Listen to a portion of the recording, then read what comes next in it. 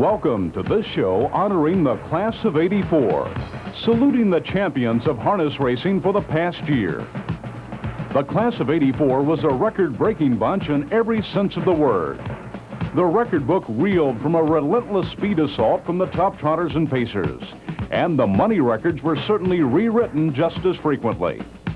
Now let's take a look at the individuals who were truly the class of '84. The 2-year-old pacing filly ranks were headed by 2 outstanding misses. Amneris had become the fastest filly freshman in harness racing history when she won the final of the Review Futurity at Springfield. Amneris and John Nardine hit the timer in 53 1/5. Steinem had shown amazing consistency while battling the best of her division, never finishing worse than second in 15 added money starts and winning impressively at the Red Mile. That is Steinem by 2. The divisional championship was on the line when these 2 fillies clashed in the Breeders' Crown at Maywood. Now they're in the final 8 double mile. It's still Steinem, your leader, Amneris, right there in second. Nantucket Lobel wants out of third. Here they come, turning for home. On the inside, it's Steinem. On the outside, here comes Amneris with a rush. On the far outside, it's Nantucket Lobel. It's still Nantucket on the inside. It's Steinem. It's those 3 at the wire. Amneris proved the winner of the Breeders' Crown, and that victory secured her selection as the top 2-year-old pacing filly. In the filly trotter division, Davidia Hanover proved herself clearly best, losing but once in 13 starts. She set a world record of 1:59.2 late in the season at the Meadows, and she won the richest race of her division, the Mary Annabelle. Marie Annabelle at the Meadowlands. She was parked the whole mile, and I went to go to the front, and horse come and covered her up, and I stopped her and followed that one, and then went 3 wide around the last turn, and she just drew off on those fillies. That was an exceptionally big race for her that night.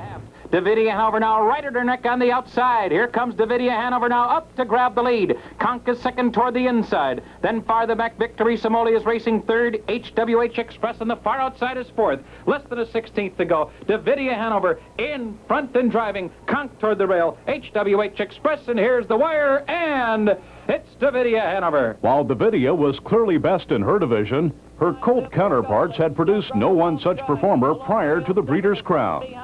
Whoever proved the best at the Red Mile would likely be crowned champion, and the title hung in the balance as the field turns for home. In the lane, and they're coming from everywhere. 5 across the racetrack. Inside Sven Hanover. Between them, Bond Sport. Here comes Workaholic, and he's trotting a storm on the outside. Workaholic on the outside, getting to the front. On the inside, Sven Hanover tries to fight him off. Closing also Ron B. Hanover. It's going to be Workaholic home for Bernie Lindstedt.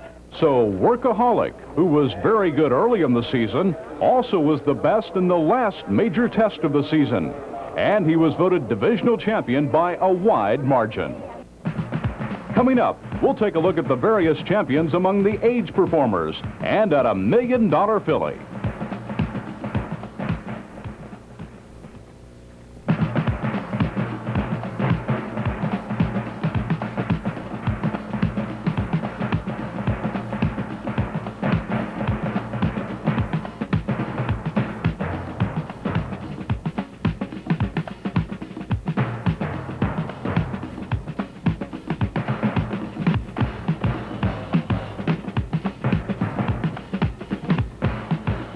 The age trotting mare division saw several top performers give outstanding efforts in 1984.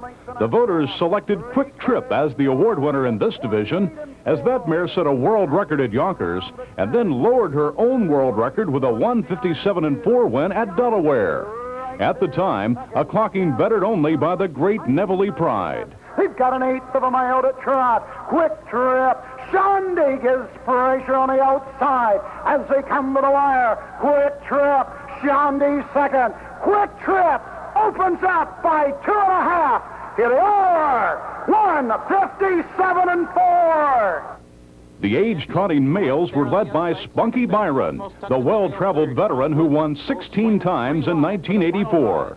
His fastest victory came at the Meadowlands in winning the Titan Cup. Spunky Byron has opened up a 5-length lead, and Spunky Byron is pouring it on, pulling away from the field with every stride. Far back, It's Allwood's Feature, who now moves into second. Late move by Hit Recording, but they're coming to the finish. An eye-catching performance by Spunky Byron. The battle among age males in the pacing ranks divided itself into two seasonal parts. In the early races, it was Boomer Drummond, who regularly showed his heels to the best in his division. And Boomer Drummond is going strong. But it was Mr. Dalray who came to top form in mid-season and surged to command in the division.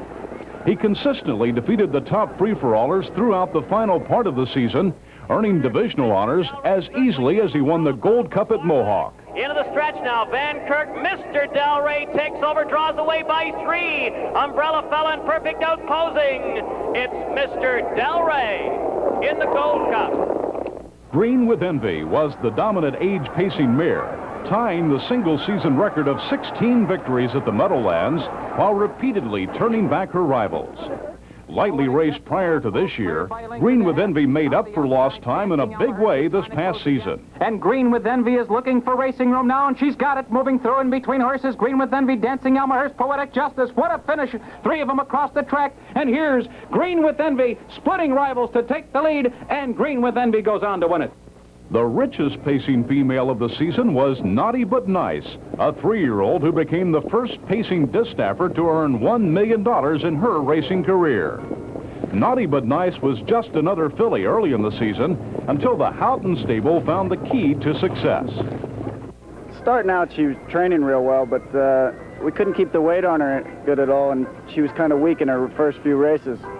And the thing that made her so well, my father bought her a goat up in Vernon. And ever since she's got that goat, she's picked up weight, and she's real good.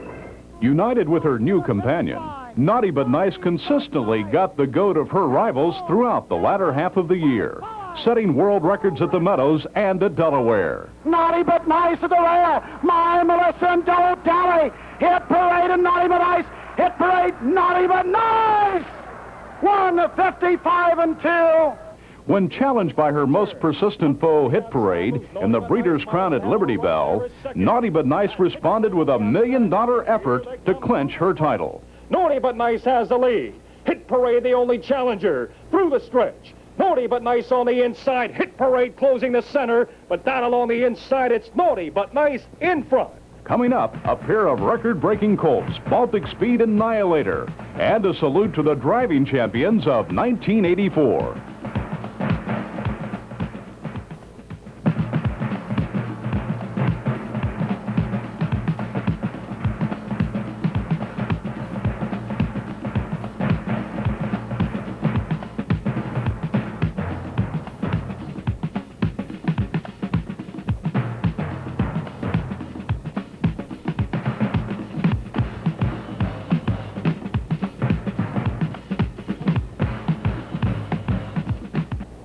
The 3-year-old trotting colts annually gather in August for the world's most important harness race, the Hambletonian, held at the Meadowlands.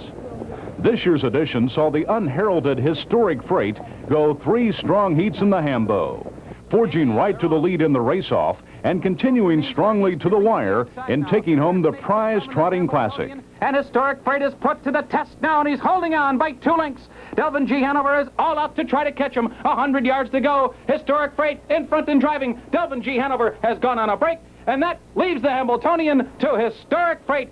3-year-old trotting colt champion Baltic Speed came up a little short in the Hambletonian, but he didn't miss too many other rich paydays along the way in 1984, as he rewrote the single-season money record for trotters at $1,062,611. Along the way, Baltic Speed won the Yonkers Trot, a Triple Crown event. Through the stretch, Baltic Speed in front by 3 with Why Not second. Baltic Speed in front. And he also took home the prestigious World Trotting Derby, defeating the top filly Fancy Crown with a devastating stretch kick. Baltic Speed trotting a storm on the outside. On the inside, Game Fancy Crown. On the outside, Baltic Speed gets in front. Baltic Speed is drawing clear. Baltic Speed by 2. Baltic Speed by 3. Baltic Speed has just won the World Trotting Derby for 1984. The race that put Baltic Speed over the $1 million mark for the year was his Breeders' Crown event. Unraced for 49 days going into the Pompano Park test, Baltic Speed was prepared superbly by Team Nordine, winning his elimination comfortably and then overcoming a tough trip in the final to equal a world record. Baltic Speed is head on the outside. Sandy Ball looking to shake loose, followed by Garland Lobel, Giorgio D. They're in the stretch. Baltic Speed takes the lead. Holy Arnie the rail, the outside. Here comes Giorgio D, followed by Sandy Ball. Baltic Speed is going to win it out. For much of the season, the talk of harness racing was the 2-year-old pacing Colt Annihilator.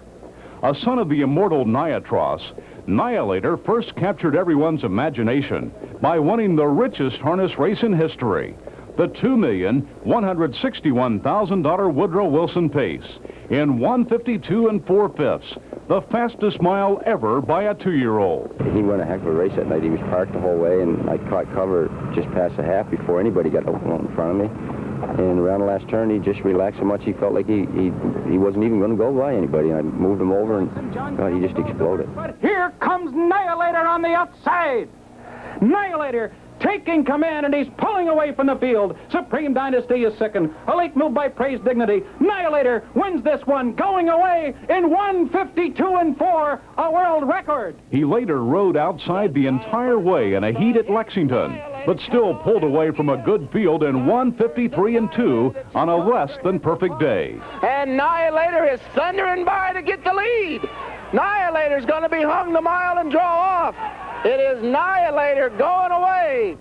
Going into the Breeders' Crown at the Meadows, Annihilator was undefeated in 11 starts, and he made his tally 12 for 12 with a narrow decision in his elimination over pace setter Dragon's Lair after a furious duel. Coming for the wire, Dragon's Lair, Annihilator on the outside, Annihilator and Dragon's Lair, Annihilator! But 13 proved to be Annihilator's unlucky number, as Dragon's Lair came back in the final to post a wire-to-wire victory in world record time, with Annihilator having to settle for third. Nonetheless, Annihilator was a runaway winner in balloting for divisional honors. Annihilator's extraordinary season saw him post a record for freshmen with earnings of $1.3 million, the bulk of it coming in the Woodrow Wilson. In the Wilson and afterwards, Annihilator was driven by Bill O'Donnell, the magic man of harness racing, who sat behind the winners of $9 million to obliterate the old money standard of his friendly rival John Campbell by 50%. On the dash winning side, O'Donnell was in front most of the year, but Michel Lachance, the kingpin of the Yonkers-Roosevelt circuit, came on strongly late to post his first national title. As they come to the wire, Doc Spill on the outside from Mike Lachance. He's going to win it all. When we come back, the Pacer of the Year, the Trotter of the Year, and the 1984 Harness Horse of the Year.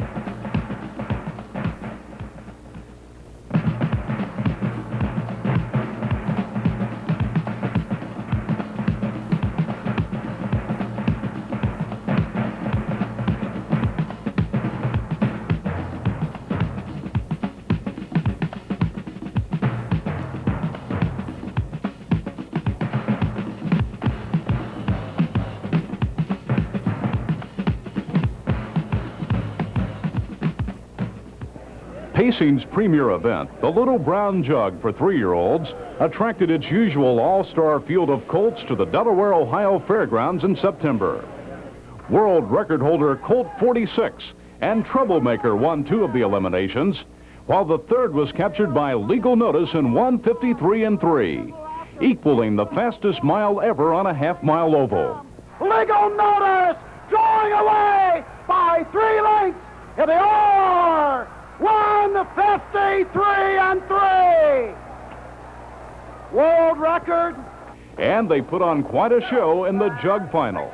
Colt 46 out the rail. On the outside, Present Laughter. Troublemaker third. Legal Notice has nowhere to go. Shady Dale fourth. They've got an eighth of a mile. Colt 46. Present Laughter. John Hayes trying to find room with Legal Notice, but it's not there. Colt 46, Legal Notice, Colt 46! So it was Colt 46, who earlier in the season had clocked a 1:50 3/5 mile at DuQuoin to become the fastest standardbred ever in a race, who took home the trophy from this year's Little Brown Jug. The Little Brown Jug was probably the last thing on the minds of owners Gordon and Isla Rumpel and trainer Harry Polton as they prepared for the 1984 campaign of a colt named On the Road Again. They failed to keep the horse eligible. But the gutty son of happy motoring would soon live up to his name as he set out on a season-long tour of North America that would see him win 18 times at 9 different tracks. On the Road Again took the first major test of the season, the Goudreau Memorial at Los Alamitos. It's On the Road Again, Guts on the outside, Guts a narrow lead. On the Road Again is second, Guts and On the Road Again, they battle stride for stride. And then proved the best in the first leg of Pacing's Triple Crown, the Cane Pace at Gonkers. On the Road Again on the inside, leads by a neck. Farmstead's Fame right there alongside second. Length and a half back to Walton Hanover on the rail third. Holmes Hanover fourth. Cosmic King the far outside fifth. They come to the top of the stretch. On the Road Again, the inside leads by a length. Farmstead's Fame the outside second. Walton Hanover third. On the Road Again with Farmstead's Fame and Walton Hanover. On the Road Again, Farmstead's Fame and Holmes Hanover. On the Road Again, Holmes Hanover. Perhaps his greatest effort came in the Meadowlands Pace, where he overcame a brutal trip and his arch-rival Guts to take home the winner's share of the $1.2 million purse. On the Road Again now has taken the lead by 3/4 of a length. Longfellow is now second toward the inside. Hobo's Willie is racing third. Guts is trying to make up ground on the outside, and Russell and Scott, and they're nearing the wire. On the Road Again, put to a hard drive. Guts is closing relentlessly on the far outside. They hit the wire, and On the Road Again has won it.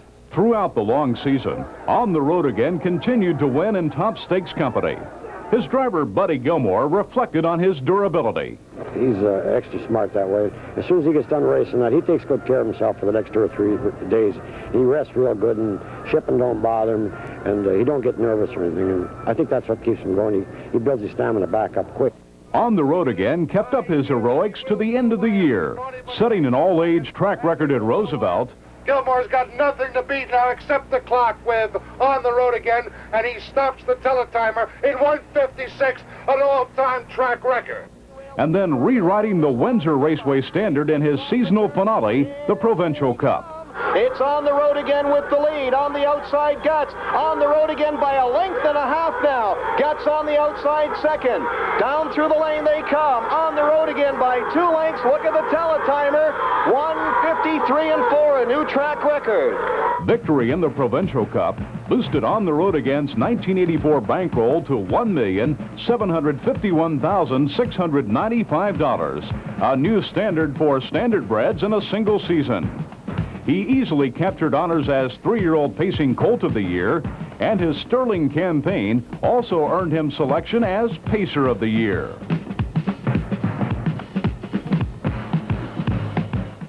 Unlike On the Road Again, Fancy Crown did have a big reputation before her 3-year-old season. At Lexington, she had trotted a 1:55 and 4 time trial to become the fastest 2-year-old trotter, male or female, of all time. George Schulte had handled the Speedy Crown filly at 2, but his joining Castleton as contract trainer-driver forced a change of trainer. And owners Dale and Floyd Miller of Ohio chose Maritime's native Ted Andrews to condition their filly. Andrews would tap Bill O'Donnell, a fellow Maritimer, to drive Fancy Crown in her major engagements. Pennsylvania horsemen Max, Gerald, and George Hempt, who purchased a half share in the filly late in 1983, completed the Fancy Crown team. Fancy Crown first started to assert her dominance during Hambletonian Week at the Meadowlands. Well, I think the Hamiltonian Oaks really was when she jumped on the scene and really identified herself, going 3 heats to win, and coming on in 57 to 1 the last heat was really a terrific effort for her. Fancy Crown now tips to the outside. Selena Lobel is third, and here comes Fancy Crown on the outside. With an 1/8 to go now. Fancy Crown has taken the lead. Petroliana. Here comes Selena Lobel making her move with the 1/16 to go. Fancy Crown in front and driving. Selena Lobel. Petroliana is now back to third. They're coming to the wire. Fancy Crown holds on to win it. In her next start, she made her first impression on the world record table at the mile track in Springfield, where she trotted a mile that no horse has bettered. Sixth are in the lane, and Fancy Crown starts to draw clear. She leads by 5. It's Fancy Crown trotting home by open lengths for Bill O'Donnell in 1:53 4/5 of a second. That ties Cornstalk's, regardless of sex, that ties is the fastest trotting mile in the history of harness racing, a new world record for trotting mares regardless of age. Fancy Crown's next world record came on Little Brown Jug Day at Delaware, where she trotted in 1:57 1 to add the half-mile track record to her growing list of accomplishments. It's Fancy Crown by 10. Here they are, 1:57 1. World record. She took on the boys at the Red Mile in the Kentucky Futurity and defeated them in straight heats to capture the final jewel of trotting's Triple Crown. Fancy Crown next set an all-age track record at Rosecroft in winning her Breeders' Crown event. Fancy Crown in command of it, opens up 3-4. It's track record time through the lane. It's Fancy Crown. And then capped her season with a 1:57 4 world record over the 5/8 mile track at Pompano Park, making her the fastest trotting female over all 3 sizes of tracks. Fancy Crown along the rail gets away 4th. Garland Lobel looking to take a seat at the rail 5th. Artificial Bait is 6th, the early trailer in the field. It's Why Not. Midway through the paddock there in the first time, Limbo Joe has opened up 2 on Speed Merchant. Fancy Crown is right there 3rd. Skull Angel the outside 4th. Quarter time, 29 seconds flat. Coming off the stands the first time, it's Limbo Joe and Jerry Porcino showing the way. Here comes the trotting filly, Fancy Crown on the outside. A challenge for the lead. She's going after the leader, and she's got it. She's got it by a neck, and now a length on the outside. Fancy Crown takes the lead a length. Limbo Joe is 2nd. Speed Merchant 3rd. Skull Angel the outside 4th. Garland Lobel the rail 5th. Followed by Artificial Bait and Why Not. Fancy Crown takes him by the half. 57 3. Second quarter, 28 3. And now on to the backstretch. It's Fancy Crown with the lead of lanes. Limbo Joe 2nd. Here comes Speed Merchant the outside 3rd. Skull Angel is going a tough mile the outside 4th. Garland Lobel the rail 5th. Why Not the outside is 6th. Artificial Bait the rail 7th. Heading toward the 3/4 pole, world champion Fancy Crown is in command. Speed Merchant the outside, Limbo Joe 3rd. 3/4, 1:27 3, and that world record is in jeopardy. Fancy Crown opens up by 4. Speed Merchant is 2nd. Skull Angel the outside. Limbo Joe, Why Not coming on. And as they turn for home, it's the world champion trotting filly Fancy Crown. She's got 5-6 lengths on Skull Angel. Speed Merchant at the rail. The battle for 2nd. The Charles Frutzi Memorial belongs to Fancy Crown. Time for the mile. 1:57 4. A new world record. 3-year-old trotting fillies. These accomplishments earned Fancy Crown not only 3-year-old trotting filly of the year and trotter of the year, but also merited her selection as the 1984 Harness Horse of the Year.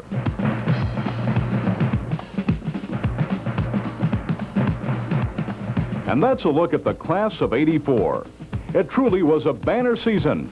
And the fact that many of these champions will be returning in 1985 promises another record-breaking year for harness racing.